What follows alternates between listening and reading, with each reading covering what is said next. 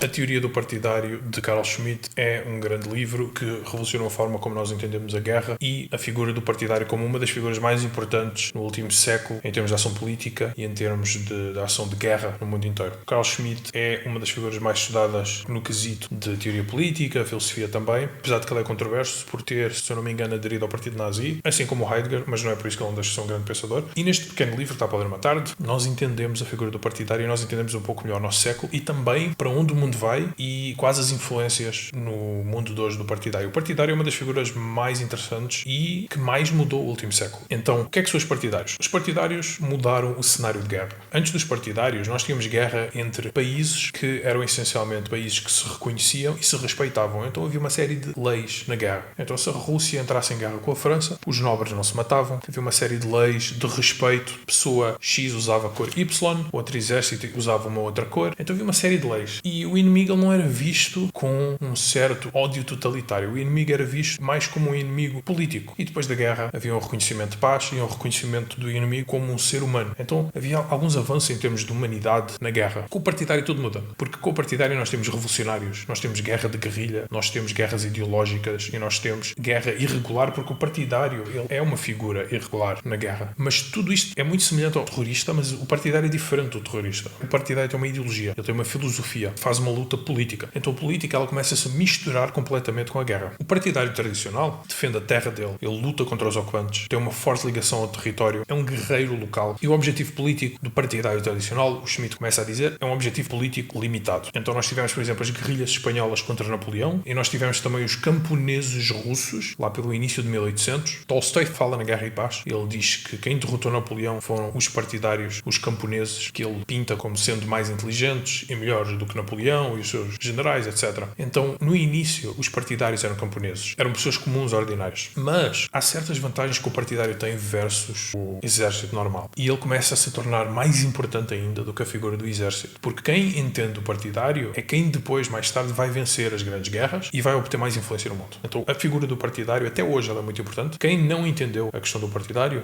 simplesmente ficou para trás ou deixou de existir, porque hoje em dia todos entenderam, principalmente os comunistas. Esta grande mudança do partidário, ela aparece depois de Lenin. Lenin, o revolucionário comunista russo, ele entendeu algo novo, que foi o seguinte: o partidário, ele pode servir no âmbito de uma revolução mundial. Porquê? Porque o partidário não luta apenas pela sua terra, é uma luta ideológica. Então, se a ideologia é uma coisa local, Lenin viu esse potencial nos partidários, com Hegel, com Marx e Engels, o potencial de colocar no partidário uma ideologia mundial global, que foi o comunismo. Então, para Lenin, a pergunta não é como limitar a guerra ou como ganhar esta guerra local. A pergunta do Lenin era: quem é o inimigo absoluto? O inimigo absoluto para ele era a burguesia, o capitalismo, toda a ordem social ligada ao burguês. Então, há o que ele fala aqui, livro de inimizade absoluta. Depois, tem uma outra figura que se chama Clausewitz, que dizia que a guerra, ela é a continuação da política, mas por outros meios. E então o Lenin, ele vai pegar nesta ideia do Clausewitz. O Clausewitz foi um dos primeiros a entender verdadeiramente a questão do partidário. Inclusive, ele tentou, na época em que Napoleão invadiu ali a região da Prússia e dos alemães, ele tentou apelar em conjunto com os generais e com o rei a uma revolução partidária dentro da Prússia. Porquê? Ele escreveu um mandato basicamente a dizer: todos os camponeses, todos os locais, quando os franceses entrarem aqui a conquistar as nossas cidades, etc., vocês vão pegar em machados, vocês vão pegar em picaretas, em facas, vocês têm de matá-los. Ou seja, um apelo pelo Estado ao terrorismo da própria população contra o invasor. E na época, para os reis e para a alta nobreza, isto era uma coisa inaceitável, porque estas pessoas ainda tinham um certo ideal do que é certo e do que é errado. Se perdemos a guerra contra Napoleão, eles pensavam: perdemos, é a vida, vamos respeitar as regras de guerra. O Clausewitz não via a coisa assim. Não. Se os franceses derem ordem a vocês, vocês têm que desobedecer às ordens, e quem obedecer às ordens, basicamente está contra o povo. E vocês têm que cometer atos de terrorismo contra eles. Então, ele apelou ao partidário. Isto é o partidário, é o que é o partidário. Então, haviam estes vários setores dentro da comunidade que estavam dispostos a fazer este tipo de coisa, e apelar ao partidário é basicamente juntar a população nesta ideia do político, nesta ideia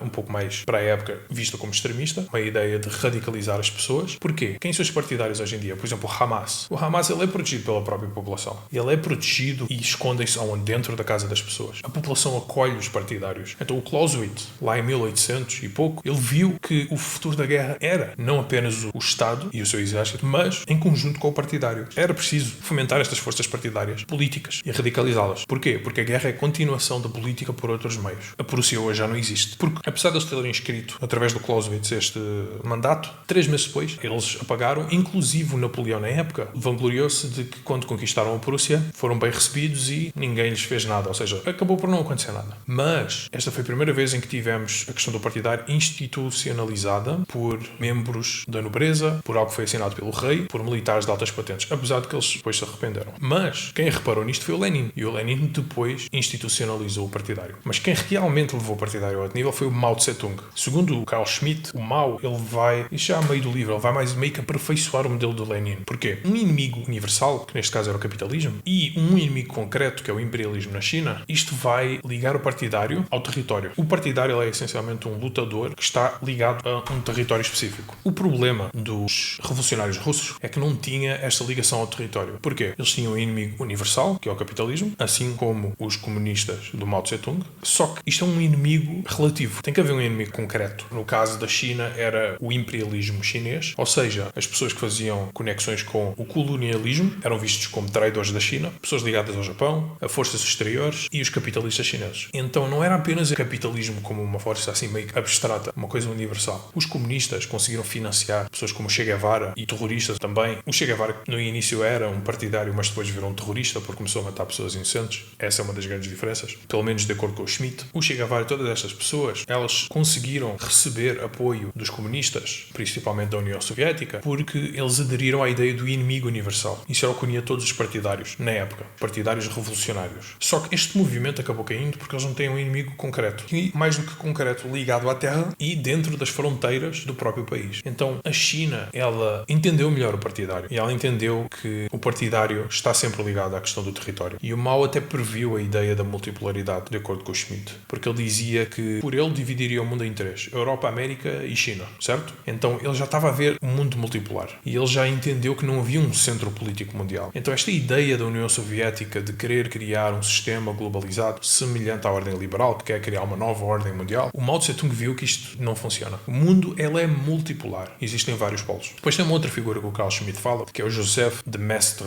O Mestre, ou de Maistre, ele deve ser francês, ele fez uma previsão extraordinária. Ele temia o que ele chamava de Pugachev académico, que é o quê? Um revolucionário, com uma filosofia revolucionária, que vai instigar uma revolta popular. E ele previa que esta combinação iria eventualmente acontecer na Rússia. E ele previu isto em 1800 e pouco. 1820, julgo eu, 1811. Ou seja, muito, muito cedo. Porque ele estava a ver que os comunistas estavam a entrar na cena com a questão ideológica. Ele tinha visto que havia um potencial alto para uma revolta popular de camponeses dentro da Rússia. Ele esperaria que essa revolta fosse uma revolta mais tradicional, que não fosse ao estilo francês, ou seja, iluminista, mas muito pior. Um académico revolucionário. Ele disse que isto era a pior receita de todas, porque a Rússia já tinha uma história de camponeses se rebelando contra a Catarina II. Então, se alguém académico revolucionário aparecesse, já estava a prever o desastre e ele achava que aquilo se ia espalhar na Europa inteira. Ele estava certo. Então foi esta fusão de Hegel, Marx e Lenin. Porque o Hegel acabou fortalecendo o Estado, de acordo com o Schmitt. Foi o que aconteceu com os primeiros partidários na Prússia. Os nobres, a alta classe, por motivos ideológicos, não queriam dar auge ao partidário e tinham medo de empoderar a própria população também, porque ela se poderia virar contra eles. O que aconteceu foi a população ficou ainda mais conservadora na Prússia depois daquele mandato e a defender ainda mais o Estado, que era algo que ninguém esperava. O Hegel naquela época na Prússia e na Alemanha estava muito forte e aquela tradição toda hegeliana, ela foi absorvida por uma ideologia mais conservadora. Depois veio o Marx e o Engels, que usaram Hegel para criar a teoria da revolução.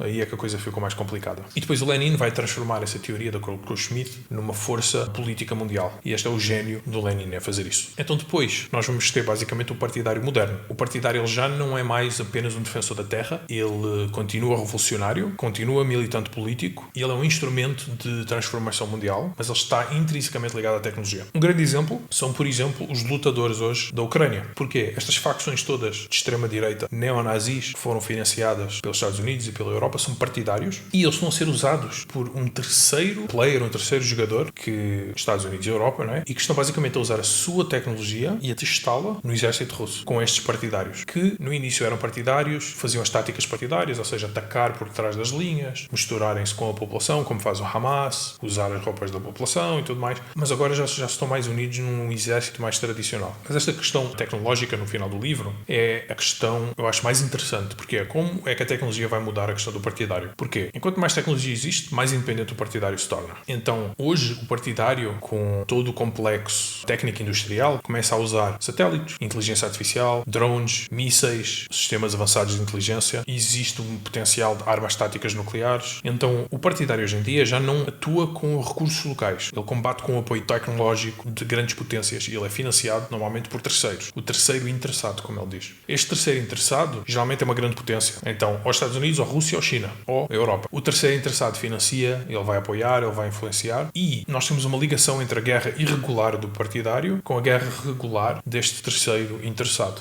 E as águas ficam cada vez mais turvas entre o que é a guerra tradicional e o que é esta guerra nova com o partidário, que sempre foram águas turvas, mas agora parece que ficam mais confusas ainda. E nós vemos pessoas como o Trump a usar táticas do partidário, de, por exemplo, atacar o Irã e no dia seguinte querer fazer um acordo de paz. Porque o partidário é uma pessoa, é um grupo de pessoas que geralmente não têm as obrigações do Estado, não respeita muitas leis e enfim, etc. Só que o que nós vimos foi o partidário tem uma vantagem gigantesca versus o Estado, historicamente, porque o Estado tem que obedecer a certas leis, não pode simplesmente atacar civis. O partidário está misturado muitas vezes com os civis, escondido no meio deles, não respeita leis, pode fazer ataques de guerrilha, pode ser mais violento e nós vemos uma grande dificuldade de exércitos tradicionais a vencer a regimes de guerrilha, ou seja, de partidários. Os Estados Unidos perderam contra os talibã, os Estados Unidos e Israel tiveram muita dificuldade agora com o Hamas, e continuam a ter. Os Estados Unidos tiveram muita dificuldade com o Estado Islâmico, que já sai da questão do partidário e entra na questão do terrorismo. Mas a ideia e o desafio do Estado moderno é impedir que o partidário se torne uma força revolucionária, uma força autónoma e que se tornem impossíveis de controlar. Então a grande pergunta atual para ele é a seguinte: dá para limitar o que ele chama de inimizade política ou a guerra vai continuar a ir para esta inimizade absoluta? Foi o que nós vimos na Segunda Guerra Mundial, foi o que nós vimos com muitos destes movimentos partidários nos últimos 100 anos, de guerra absoluta. Ou eu te elimino ou tu me eliminas a mim. Enquanto a guerra for política, é possível limitar o conflito. Então nós vimos esta preocupação dos Estados modernos de querer manter o conflito dentro do político. Porque se estiver dentro do político não existe um inimigo absoluto. A partir do momento em que o inimigo é absoluto, como foi para os revolucionários comunistas, bom, é guerra até à morte. Quando o inimigo ele é visto como um mal absoluto, desaparecem todos os limites da guerra, que foi o que nós vimos acontecer tanto na Segunda Guerra Mundial como no pós-Segunda Guerra Mundial. Então as ideias-chave, elas são a ideia do partidário clássico, que é um defensor da terra ligado à terra. Depois nós temos o Lenin, que vai transformar o partidário num revolucionário mundial. O Mao vai unir a ideologia universal e a luta nacional. Foi aí que o Lenin e os revolucionários comunistas da União Soviética falharam. A tecnologia dá mais dependência ao partidário. E agora nós temos este terceiro interessado, que faz a ligação entre a guerra regular e a guerra irregular. E a grande tese do Schmitt é que, para preservar a política, que é importante porque nós não queremos guerra total e absoluta, há que preservar a capacidade de limitar o que ele chama de inimizade, para evitar que a guerra basicamente se transforme numa luta total e absoluta. Mas essa é a ideia do livro. A teoria do partidário do Carl Schmitt. Theory of the Partisan.